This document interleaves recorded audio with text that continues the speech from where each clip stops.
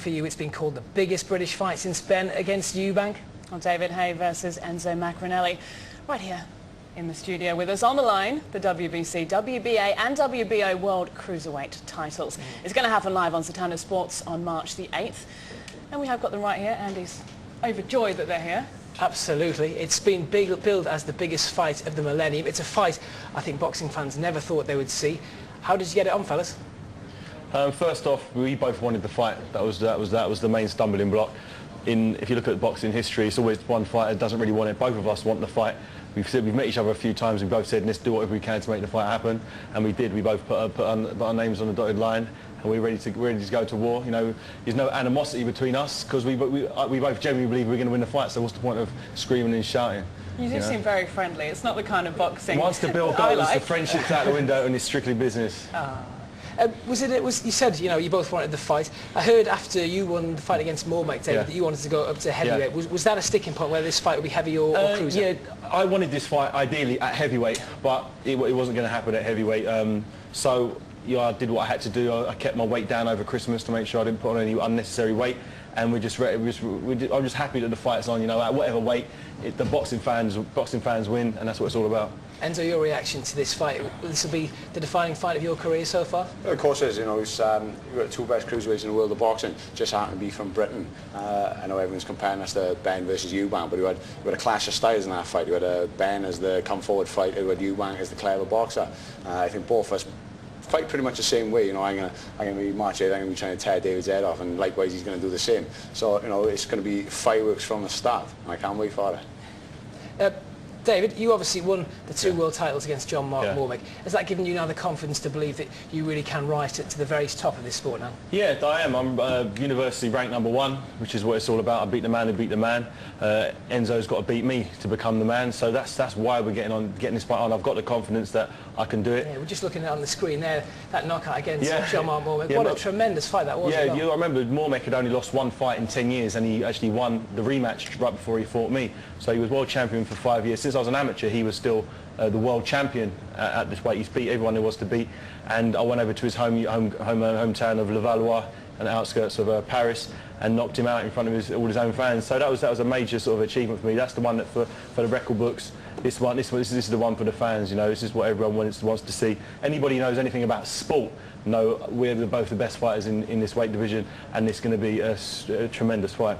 And so you're coming off retaining your title last month, beating Mohammed in the 4th round at the Cardiff Millennium Stadium. Can you talk us through that one? Yeah, it was pretty much a basic fight for me. I just kept on a jab. I knew nothing too serious in the fight. He came in undefeated, but I was more than prepared. I just basically took my time. Obviously David's going to come to the fight. David's going to meet me in the centre of the ring, and we could jump in the middle of the ring and work out strategies. Could have a bit of Mexican machismo, come over the two of us and just stand and trade, which is what the fans want. But come March 8th, we've got two of the best fighters in the world of boxing. Going to give it the all. I'm 100% going to give it everything I got. I'm sure David's going to give it everything he got, and it's the one thing that the fans are going to reap the benefits of this fight. Yeah, Frank Warren likes to tell everyone you've got dynamite in your fist. David's record's pretty impressive as well. Is it 28 knockouts from 29? It's a 95% knockout ratio I've got at the moment, so it's going well. So the question is, who hits the hardest then, fellas?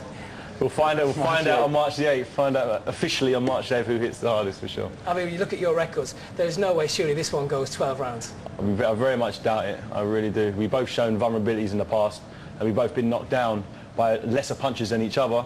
So if you look at how hard we punch and the fact we've both been knocked down, but we got to remember we've both been knocked down, but we get back up and finish. So both shown we've got a great heart.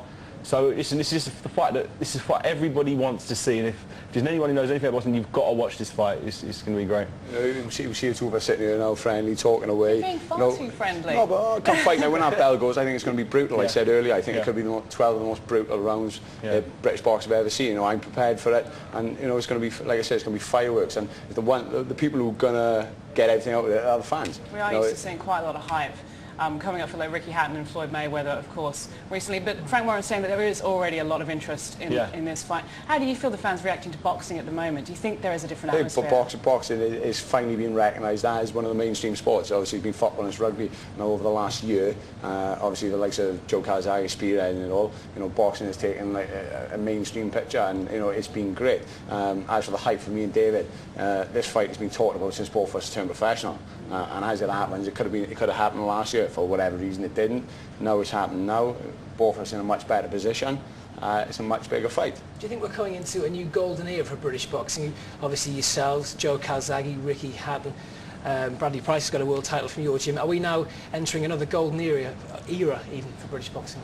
Boxing is going strong at the moment. I don't think you can remember when I think it was 7 champions or 6 champions at the moment currently in Britain. I don't think they've ever had that, and boxing is, like I said, as strong as it's ever been. And like with Joe winning obviously the sports personality of the year, it just shows how popular boxing is at the moment. Yeah, we've got a graphic up here just reminding us of who the world champions are in Britain at the minute. There we go, 5 British world champions.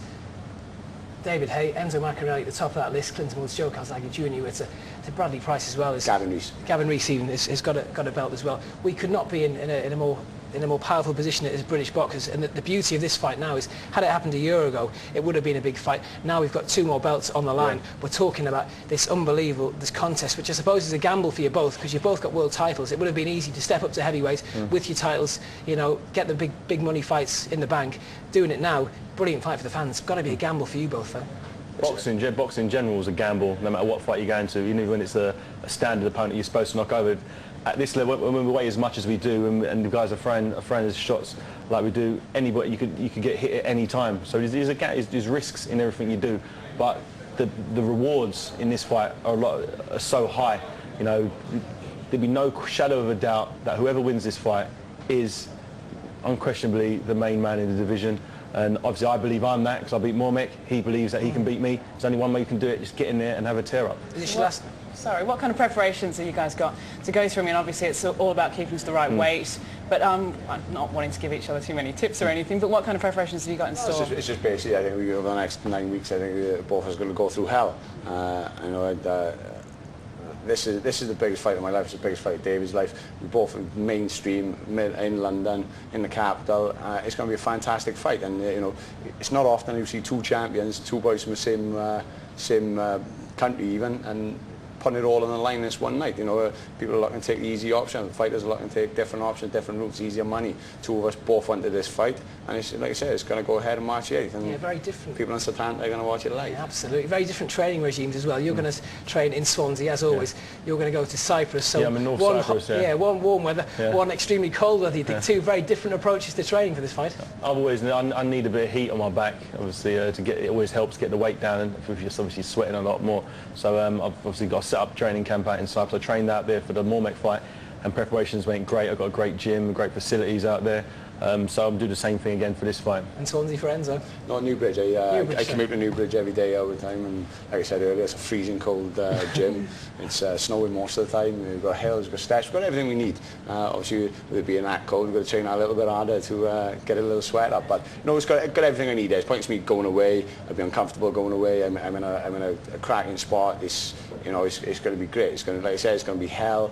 But hopefully the rewards are going to be great. Yeah, no pain, no gain. Talking about it being in London, obviously there's a huge hype around it, and wouldn't want to diss the capital city or anything, but Las Vegas, where Hatton and Floyd Mayweather, not to harp on about it, but there is such an amazing atmosphere there. Is that something you guys want to do in the future? To be honest, I think if they'd have put both of us out in Las Vegas, I think the fans would have come out and watched us. Two Brits fight in Las Vegas. So this fight's about. Doesn't need no hype. It doesn't need no animosity between 2 of us. Doesn't need tables chucking over and chairs thrown at each other. But you can if you want. So, of course we can, but it doesn't need it. The fight, this is going to be a sell-up straight away. This fight is going to be a sell-up straight away, and that's the public demand for this fight. And it's good that we both signed on a dotted line, and let's get it on. Is this your last fight at Cruiser, both of you? Yeah, definitely. 100%. No doubt about it. Enzo? Well, obviously I got aspirations to fight heavyweight in the future, but at the moment, I see myself as in the cruiserweight division. I'm not ready to step up within 19 stone as quite yet. for one of you, I suppose, the future, whoever wins this one, the future is unbelievably bright. This is the one that will propel one of you absolutely into superstardom. Well, I think this is the sort of fight that over the years you've neglected, but not neglected, you haven't seen. I'm seeing a big domestic rivalry, the likes of Ben and Eubank, which you mentioned earlier. Now we have, and it's just fortunate that we both willing to take the chance. Thank you so much, guys, for joining us in the studio. And good luck, March the 8th, not too far away. And don't forget, you can, of course, see that live on Yes, Setanta. March the 8th will be one of the boxing highlights of the year. Don't forget to